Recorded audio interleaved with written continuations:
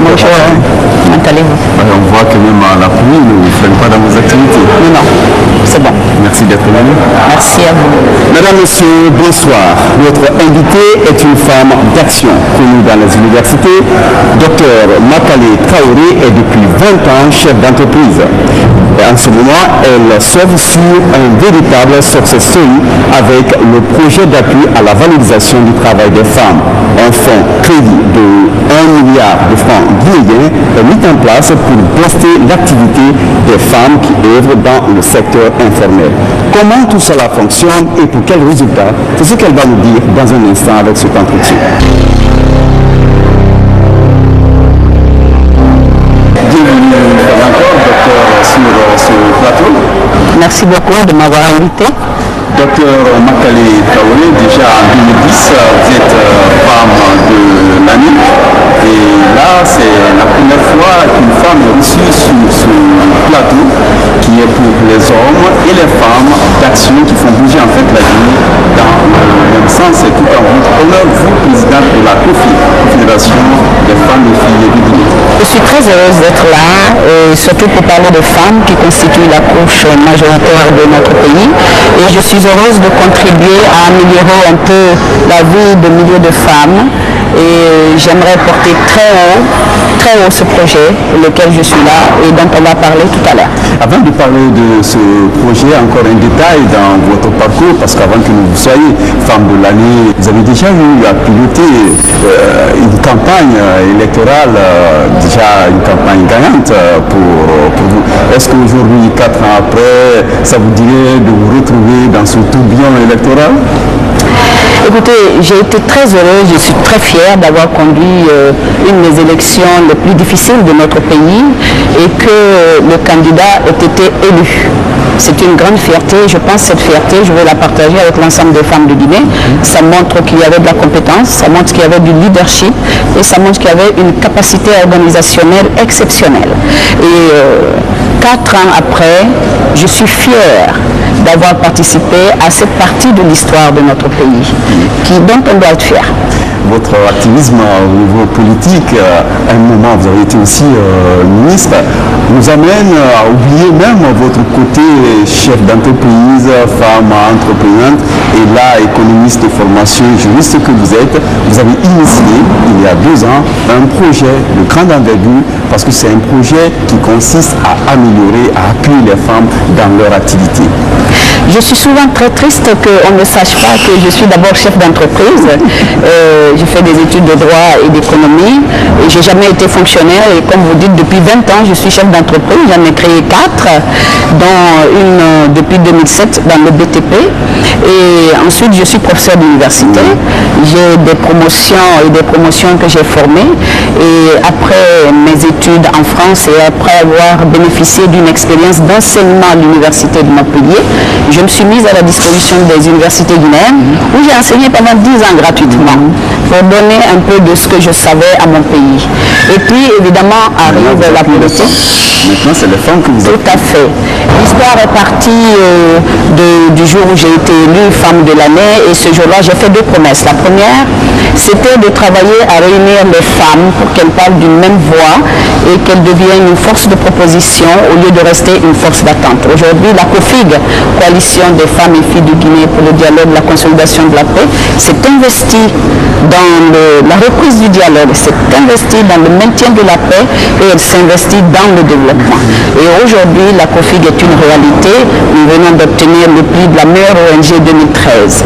La deuxième promesse, c'était que ce titre ne reste pas théorique et qu'il me permette de mettre des actions concrètes au bénéfice des femmes, puisque les femmes et les journalistes ont été majoritaires à m'élire.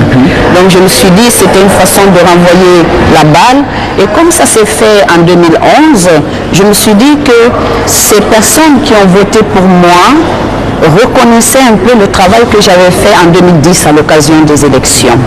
Donc c'est de là qu'est partie l'idée de mettre en place un projet, le projet d'appui à la valorisation du travail des femmes, Je l'ai fait avec une banque qui a accepté de m'accompagner, une banque dont je suis cliente justement en tant que chef d'entreprise et pour des comptes personnels, avec laquelle j'ai construit un relationnel de confiance, qui a accepté donc avec moi de mettre en place un fonds revolving d'1 milliard qui a été pour la première fois remise aux femmes en 2012 et nous avons confirmé en 2014, donc je suis très fière d'en parler. Alors, les résultats dans l'immédiat?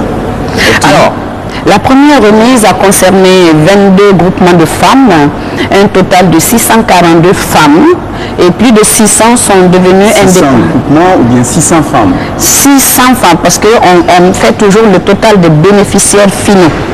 Et 22 groupements, parce que chaque groupement peut aller de 10 à 50, 100 femmes. Et là, pour cette deuxième remise qui s'est faite en juin dernier, a concerné 53 groupements de femmes et un total de 2626 bénéficiaires. Je suis réconfortée d'en parler parce que les femmes, on peut leur faire confiance. Il y a eu un taux de remboursement de 97%. C'est exceptionnel. C'est exceptionnel, même les banques n'arrivent pas à ce taux de recouvrement. C'est un fonds donc d'1 milliard qui est garanti par moi-même, par ce qu'on appelle le DAT, un dépôt à terme. Vous savez, quand vous travaillez, vous faites un matelas de sécurité. Et ce matelas de sécurité vous permet de négocier d'autres choses. Et connaissant la difficulté des femmes à accéder au crédit, je me suis dit que je pouvais être un trait d'union en garantissant un fonds que je mettrais à leur disposition sans coût et sans obligation d'apporter une garantie parce que souvent ils ne peuvent pas en porter. Là, vous pouvez nous rassurer par rapport au taux d'intérêt? J'ai négocié avec la banque naturellement. Le premier fonds, on a remis à 4%. Donc c'était vraiment que le coût de l'argent que la banque a accepté de prendre.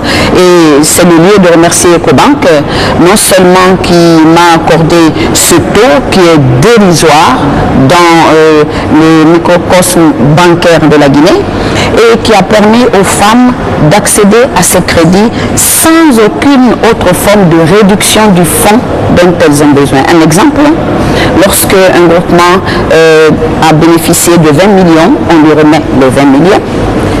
Elle a un délai, le groupement a un délai pour rembourser et a un taux de 4%. Ça s'est remboursé sans problème. Docteur, les femmes, c'est énorme, c'est généraliste, c'est grand.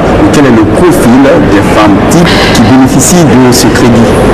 C'est d'être femme, premièrement, d'être dans un groupement, on prête au groupement et pas aux individus. Et d'être en activité. Et ça, c'est extrêmement important. Le fonds n'est pas destiné au groupement qui se crée aujourd'hui pour commencer une activité demain.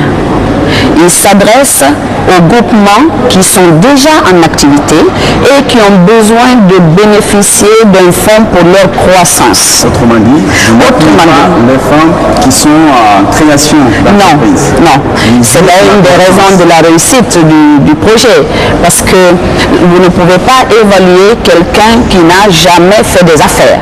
Mais vous pouvez évaluer un groupement qui fait de la saponification, un groupement qui est organisé pour vendre du poisson, du riz, de l'huile rouge.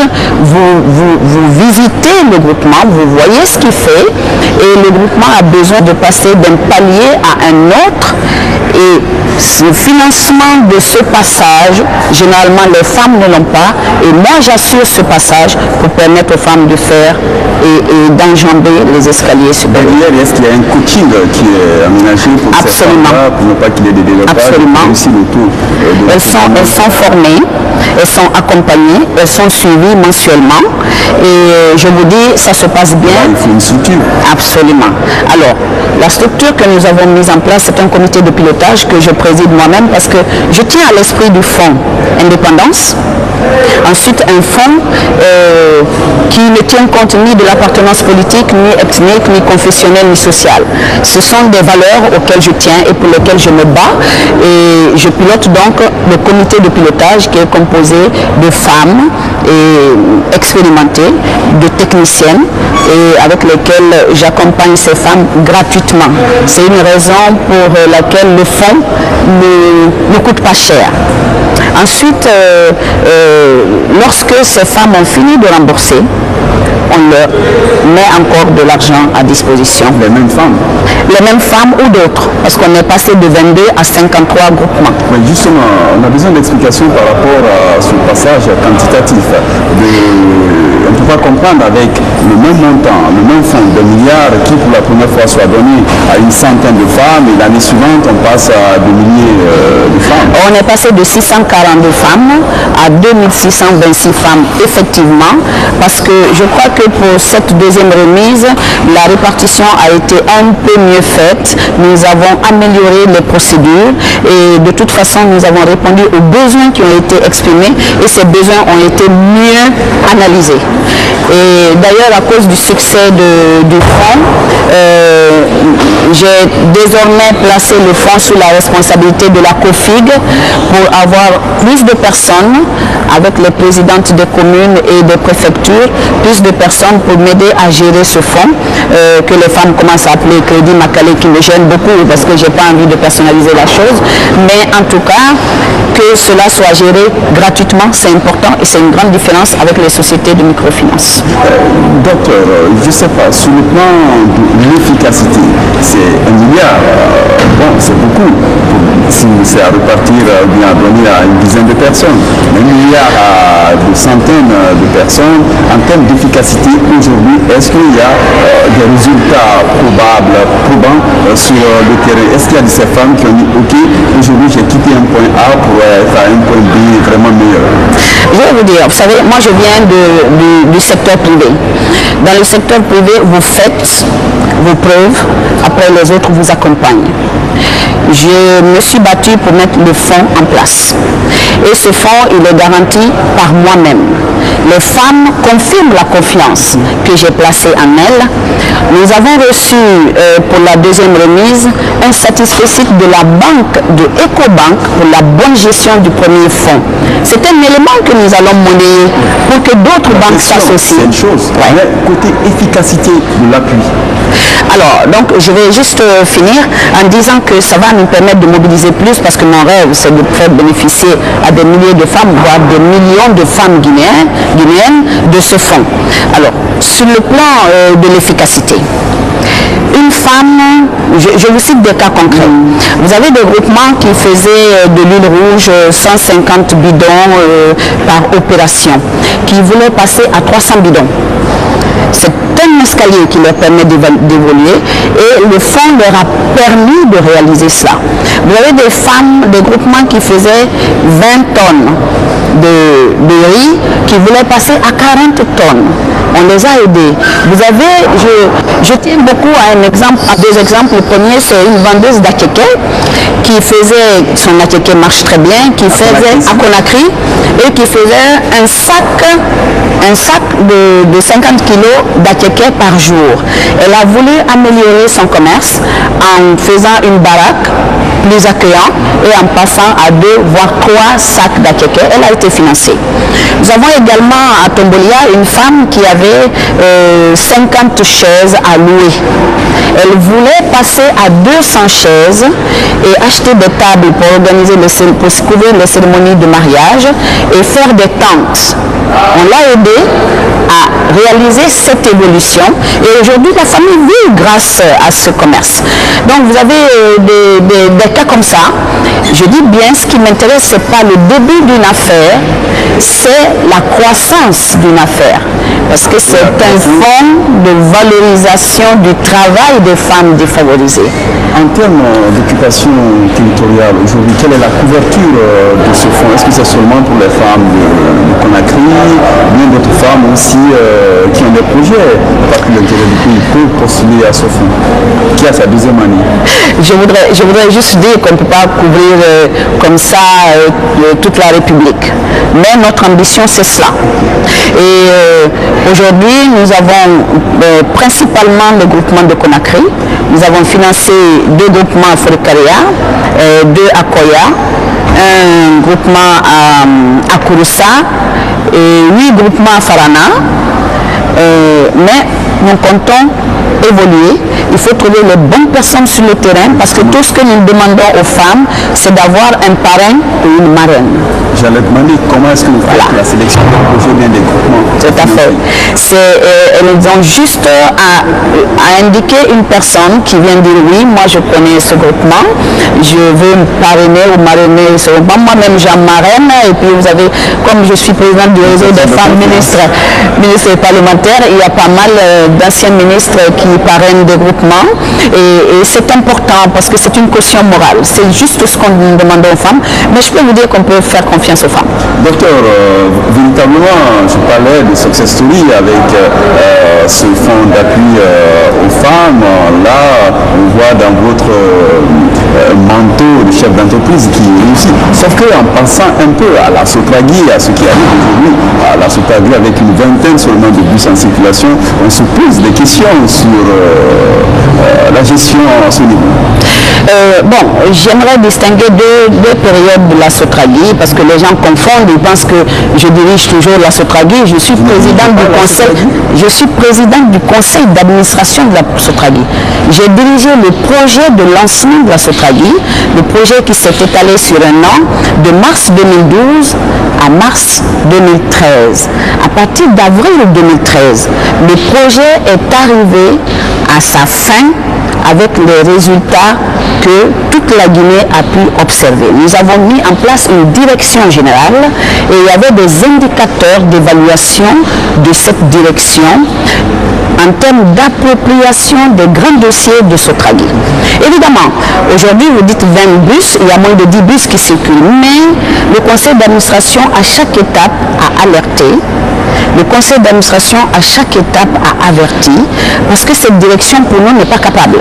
Et c'est une grande responsabilité d'une société de transport public.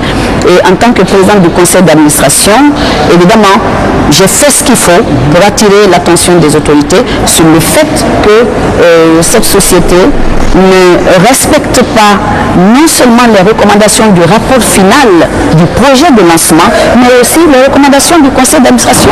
Donc il n'est pas étonnant aujourd'hui qu'on arrive à que quelques bus, vous le constatez, ce qu'on a créé, alors que les indicateurs sont simples.